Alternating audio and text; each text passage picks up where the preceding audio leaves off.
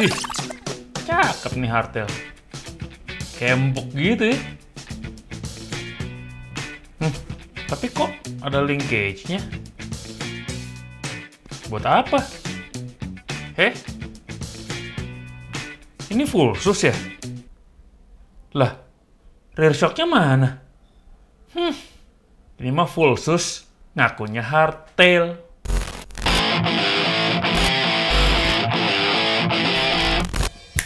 Selamat datang kembali di Tinjauan Desain Mountain Bike, di mana gue akan ngebahas sepeda super keren yang sulit gue sentuh. Swiss bikin sepeda all mountain atau enduro yang rear shock-nya misterius.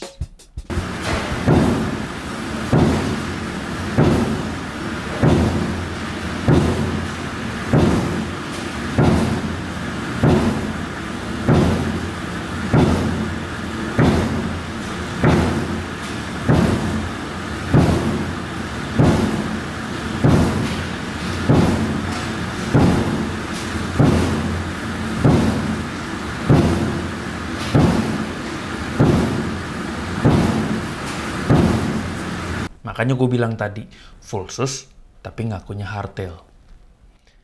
This is Unplugged dari Bolt Cycles.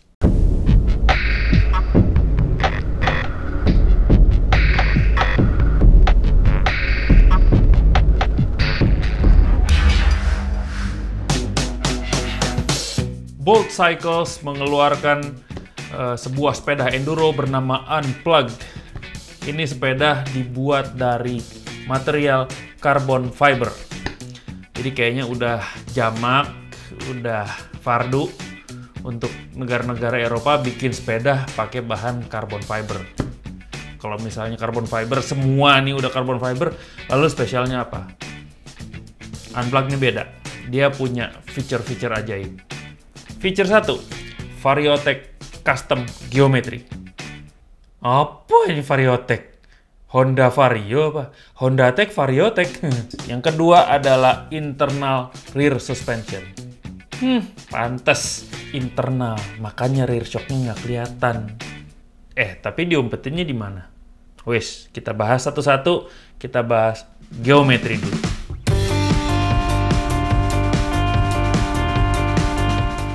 Gua akan bahas berbasis size sepeda M, karena sama ukuran gua. Head tube angle dari 63 sampai 65,9 derajat. Lalu seat angle dari 76,5 sampai 78,3 derajat. Bingung nggak lu? Chainstay 432,8 sampai 443,6. Bingung nggak lu? Geometri kok dari sini sampai sini, kok berubah-ubah? Bingung kan? Inilah dibalik Variotech Custom Geometry. Lu bisa ngatur sendiri settingan geometri tergantung kebutuhan lu. Mereka namainnya 4P dan 2A. 4P 2A. Apa ini 4P 2A? Ini jadi kayak PSBB, 4P 2A. Seneng banget sama singkatan. 4P yang mereka maksud adalah 4 position, 2A adalah 2 angles. Unplugged menggunakan flip chip di ujung chainstay. Ini flip chip ini bisa dibolak-balik sehingga merubah panjang dari chainstay sekaligus merubah ketinggian bottom bracket atau ketinggian BB.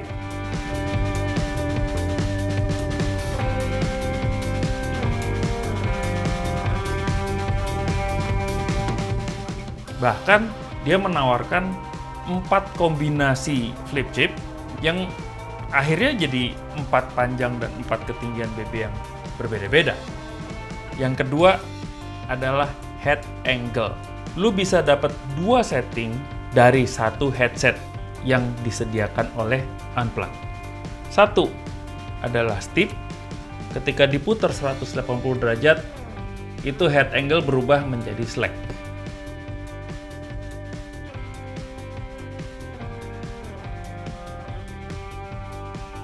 Cuma tinggal muter 180 derajat, lu bisa dapat perubahan angle dari head tube lu.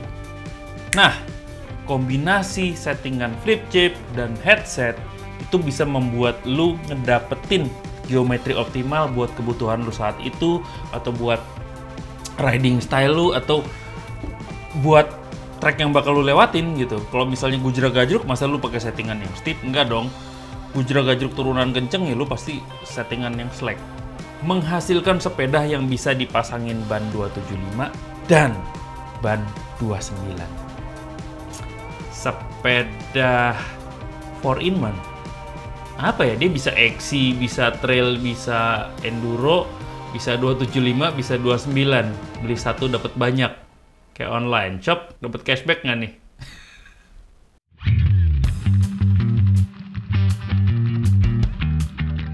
Berikutnya adalah suspensi misterius itu.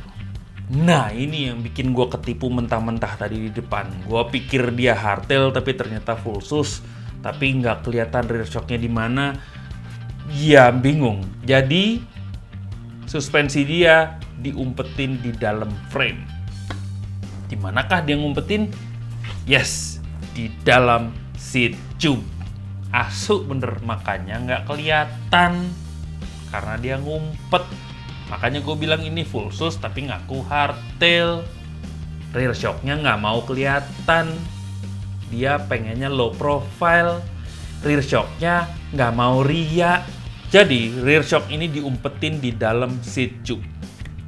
Kenapa dia melakukan itu? Ini menjawab pertanyaan gue terhadap Antidot Bikes yang rear shocknya berada di belakang seat tube. Dia taruh di dalam supaya aman dari debris, supaya aman dari kotoran, aman dari benturan, lumpur, batu, tanah, dan sebagainya. Ini fungsi utama. Selain tentunya pasti buat simplicity dari sebuah desain. Dan dia masih pakai sistem linkage. Ini kayaknya linkage kayak Horsling ya. Jadi integrated gitu. Linkage-nya itu nyambung sama frame depan, tapi nembus ke dalam. Di dalam itulah baru dia pasang si rear shock gitu. Ini ngedesain frame-nya juga cukup unik. Frame-nya didesain sengaja untuk memberi ruang yang efisien untuk si suspensi di dalam bergerak, ya, tanpa mengganggu bentuk si tube yang harus lurus. Kenapa si tube harus lurus? Ini fungsinya adalah supaya dia menjadi stiff. Kalau si tube-nya bengkok, seperti banyak sepeda, ini ada sedikit flexing. Tapi kalau dia lurus dan ditarik ke top tube dan down tube, dia menjadi kokoh dan menjadi stiff. Sehingga keseluruhan sepeda kokoh dan kaku, tapi di dalam suspensi bergerak. Jenius sih menurut gue.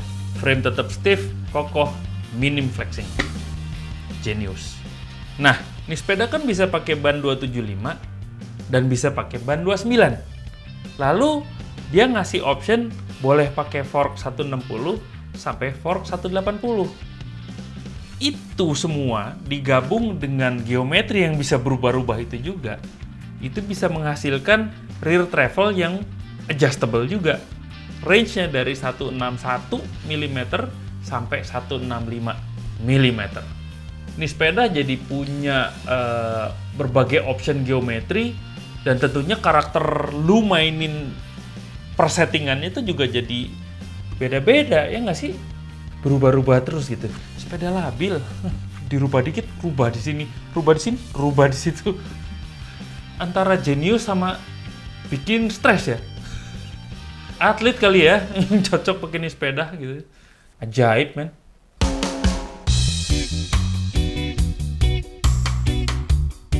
Bicara desain sebenarnya ada beberapa feature, tapi yang mau gua highlight satu nih menarik. Cantik dan smart, yaitu dropper post. Mereka punya dropper post sendiri yang built-in langsung dengan seat tube mereka. Jadi langsung gitu si tube-nya itu menjadi selongsong dropper post mereka gitu. Integrated langsung. Supaya look-nya lebih clean, lebih cantik lah, manis gitu. Jadi nggak ada kerahnya si dropper post yang biasa ada di sepeda pada umumnya. Tapi mereka juga kasih option, kalau misalnya lu mau pakai dropper post lain, bisa juga dipakai di seat tube mereka. Berikutnya adalah secara shape keseluruhan, gue sih suka ya lihat bentuknya karena rear shock diumpetin sehingga jadi banyak ruang, banyak jendela, banyak rana, banyak space. Rana itu adalah ruang kosong yang memberi tempat untuk sebuah bentuk terjadi gitu. Dan dengan banyaknya ruang ini jadi bisa dimanfaatkan untuk keperluan yang lain, apakah botol minum, apakah naruh jas hujan atau apapun, atau memang dibiarkan kosong aja.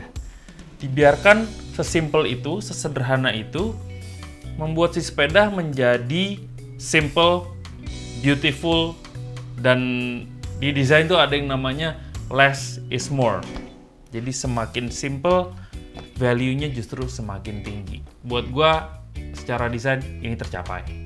Gue suka seat tube-nya yang jujur, lurus, pipa aja gitu. Tapi dia kayak dibalut oleh lelehan gitu loh. Makin ke depan bentuknya bukan bentuk tube yang kaku, tapi justru bentuk organik yang sangat alami gitu loh. Banyak lekuk-lekuk yang distilasi, dan gue suka gitu ngeliat itu. Kayak dibalut kain gitu loh. Buat gue sih cakep ya. Untuk warna dan branding, dia ngeluarin 5 kombinasi warna. Dan buat gua, semuanya cakep.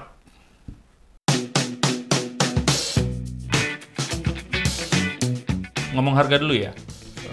Gua seneng mentokin yang paling mahalnya dia. Jadi di high-end spec dia itu harganya 6.000 euro atau sekitar 102 juta rupiah. Untuk sepeda Sultan dengan fitur-fitur yang menarik ini, geometri yang bisa dirubah-rubah,